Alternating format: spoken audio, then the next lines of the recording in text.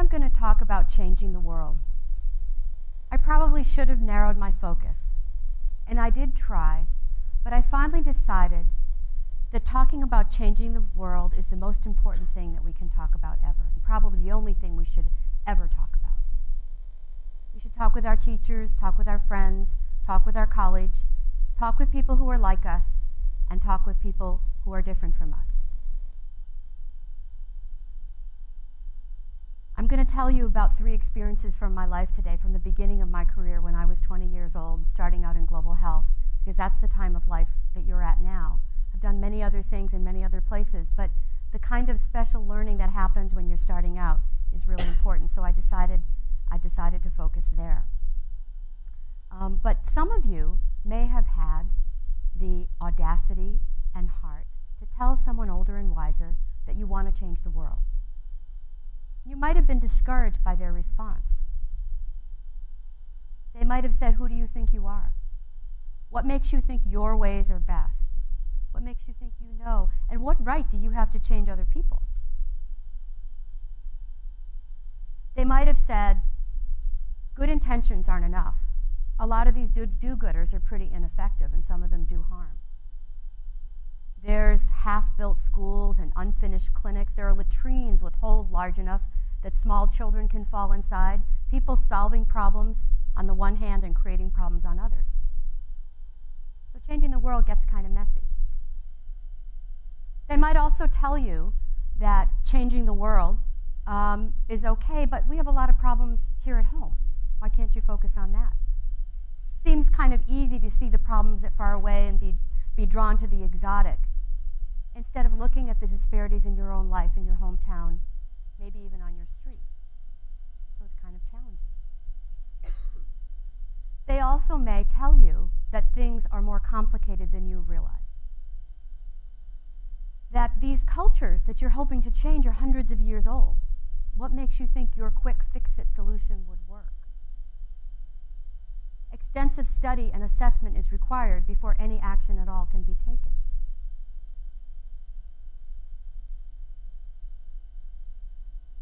They might try to tell you that this sustainable, abundant life that you're hoping for everyone is just not possible.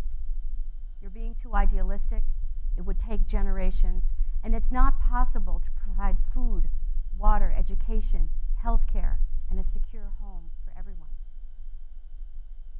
It's not possible to create a world where everyone is free to express their culture and identity. Now, I have to note here that these messages of impossibility are spoken in a world where we can deliver millions of Harry Potter novels in one day. You've been the generation that bought them, right? We can imagine, with no trouble at all, a population that in 20 years everyone would have a cell phone. And every year, we throw away enough food to completely close the gap between the food we need and completely close the hunger gap. Now, despite all my refutations, the advice that you're getting is valid. You need to learn cross-cultural skills, you need to be very respectful, you need to be very humble, and you need to wrestle with complexity with a lot of patience and strength and gentleness, I would add. You need to think about effectiveness and sustainability. All those things are very true. Sometimes you're very simple. You new generation. You say things like, well, if everyone in our university sponsors a child in poverty in Milwaukee or in Appalachia or in Botswana or India, wouldn't that make huge change? You use the simple arithmetic and its sound of a 5-year-old. This exasperates the experts. But thankfully you persist. You are more globally interconnected than any generation before. You are more able to embrace complexity, and you're willing to try and admit your errors and keep trying until you get something right. So maybe you're in a better position to assess what's possible than we are. I do sometimes wonder why those of us who mentor young people start with this long list of don'ts and cautions. What's that all about? I think maybe there's some intergenerational tension going on. We gave you this world that you're so unsettled about, and you remind us of that when you want to make change. No matter what we're doing, you're wonderful. Your energy is wonderful, and it's also terrifying. Today I'm going to talk about some experiences in my life where I learned in unexpected places. And as I said, I decided to go back to my early career. There's many cautionary tales and illustrative tales, but these are things, where I really learned something that lasted. So it's a little bit of a distillation of my youth. Thank you for the invitation to do that, by the way. So I first left the country in 1983. I joined the Peace Corps, and I was sent to Honduras to work with young women who'd been abandoned or orphaned in childhood. And my job was to counsel them and support them. One thing that I did was to help them go to the towns of their birth and get their civil registration, their birth certificates, which brings with it a lot of rights, and it's really a protective thing that you want young people to have. And those journeys took me around the country on buses, in the back of pickup trucks, on foot. But when I think about that time in my life, there's a particular series of events that I thought would be useful to you now. I was having coffee with a Peace Corps friend, and she was worried about me. She said that I seemed burnt out being a live-in counselor, and that she was also worried that I wasn't really doing development work. What I was doing wasn't really sustainable and didn't really have a multiplier effect, like when you train trainers, or when you give seed to a farmer who in turn gives seed to someone else. I was comforting young people and counseling, and I was refereeing a lot of chores. So I was kind of more like a glorified babysitter than a world changer. A few days later, I was part of a fair that we put on for the children. There was a sort of a dry, colorless field outside the children's homes, and we decided to fill it with games and fun for a day. And the girls and I dressed up like clowns for the younger children. So by the end of the day, I was responding to "Payasa, venga," which means "come here, clown." We just had a great time. And we had candy, piñatas. It was a very simple day at the fair. And we wanted to make memories for these children. Later that day, one of the girls came to my room, sat on my bed. She looked very upset. She's on the verge of tears. Her name was Carolina. So I thought, boyfriend trouble again. Started to fill the air with questions, solidarity, advice, trying to ask her things to help her disclose to me what had happened. "It's not that," she said finally. "I just miss her." After 17 years in that orphanage, she'd finally decided to reach out and talk to someone about her abandonment. And she reached out to me. I felt so badly to have gotten it so wrong, to miss the obvious sorrow. I put my arms around her, and she cried, and I cried too. She didn't expect me to do anything else, and I didn't.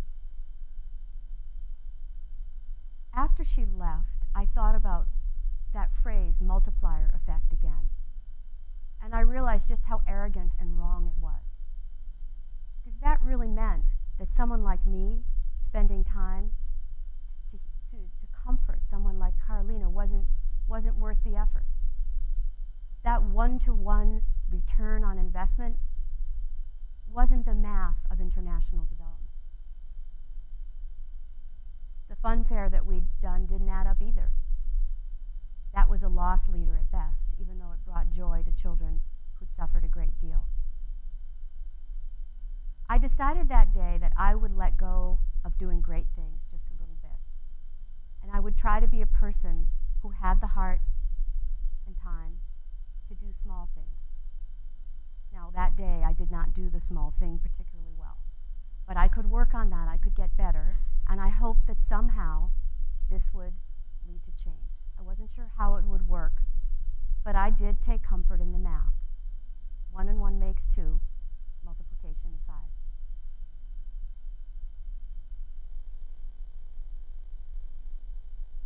A few years later, I was participating in a research study for the Harvard School of Public Health as a student researcher in Nicaragua. We wanted to document the impacts of low-intensity conflict on civilians. And we were doing some household surveys in a war zone in Chontales, which is a region of Nicaragua. We'd gone out to one town. It was about as far in as we could go with relative safety to do this survey. And we were looking for things like interruptions in schooling, interruptions in to healthcare, injury, other kinds of internal migration, other kinds of impacts that you might expect in this kind of war situation. And we mostly found what we expected, and it was important, and we published it as planned. But I think the big learning for me that occurred during that time was during the interviews, after I'd put my clipboard down and say, is there anything else you want to tell me? Then I leaned forward and listened. I listened to what people would tell me about their lives when they didn't have the structure of a survey and coded answers. They talked about their hopes and fears and what it had been like to live in the war. They talked about how they would get food or water, maybe getting back to the school, maybe getting the kids back in school soon. There was one house in particular that I remember. We walked up to it and it was boarded up, not just the doors shut, which people usually leave the doors open, but the windows were shut. I almost felt it was intrusive to knock and ask to do the interview, but I did knock anyway, and they let us in. And 2 sisters lived there, Juana and Fidelia. And they, after the interview, they told me their stories. And Juana was very calm. She spoke briefly about what she'd been through. She had been married to a Mosquito Indian, and he'd been a miner, but was now working as a day laborer. And they had been relocated from where they were living to this town because where they were living was no longer safe for civilians.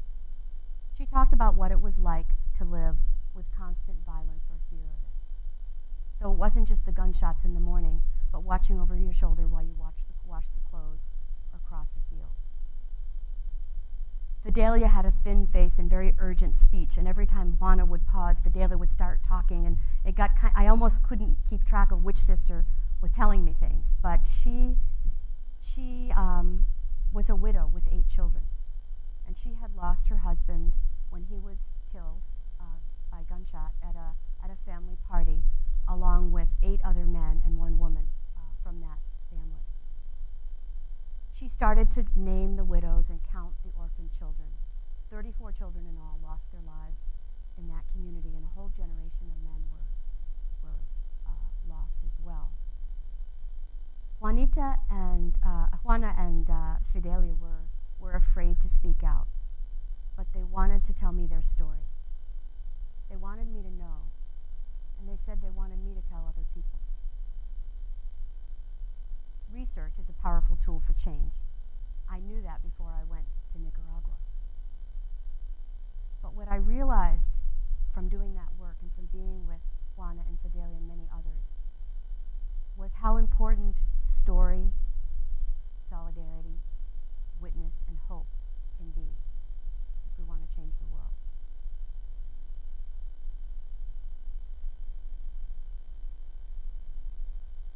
Not that long afterward, I found myself in Guatemala working on a water and sanitation program in the very remote areas of a region called Quetzaltenango. And my job was to help to design a monitoring system for the water and sanitation program. And so we were going to go visit a remote village to see the new well. So we got up early in the morning at sunrise, but it felt like before, and we rode to the end of the paved road and then to the end of the dirt road. And at that point, someone had prepared breakfast for us. They knew we were coming. So before we made the hike up into the village, we would be able to eat.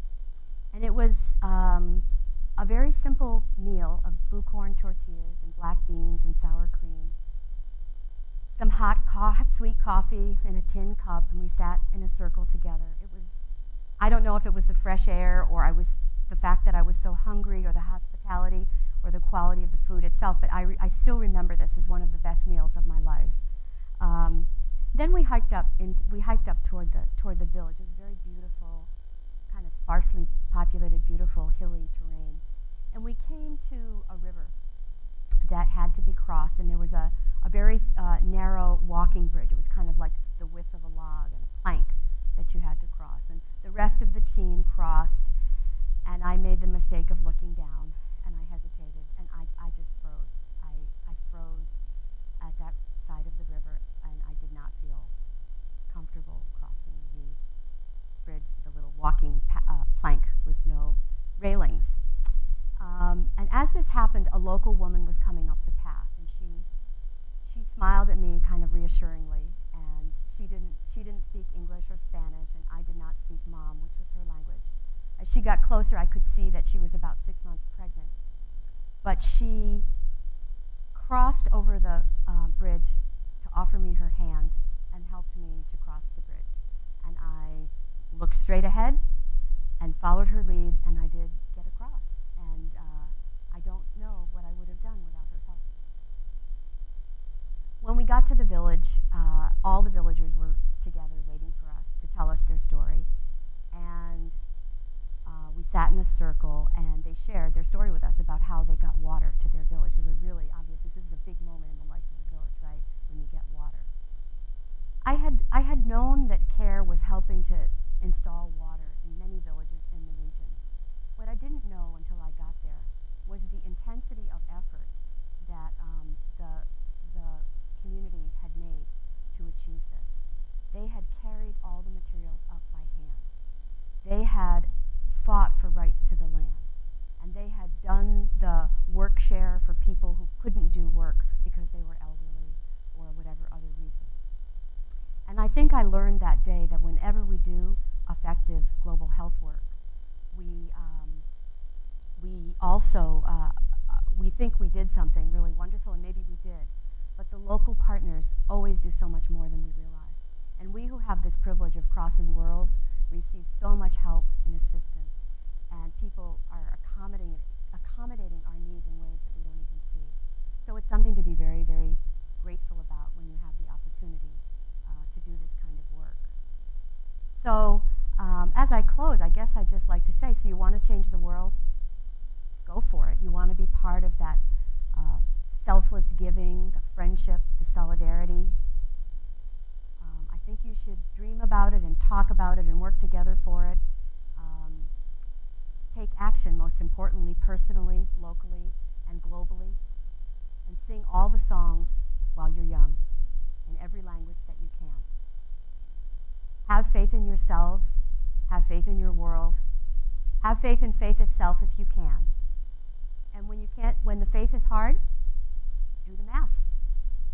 And if the math is difficult, ask a 5-year-old, because small changes are big.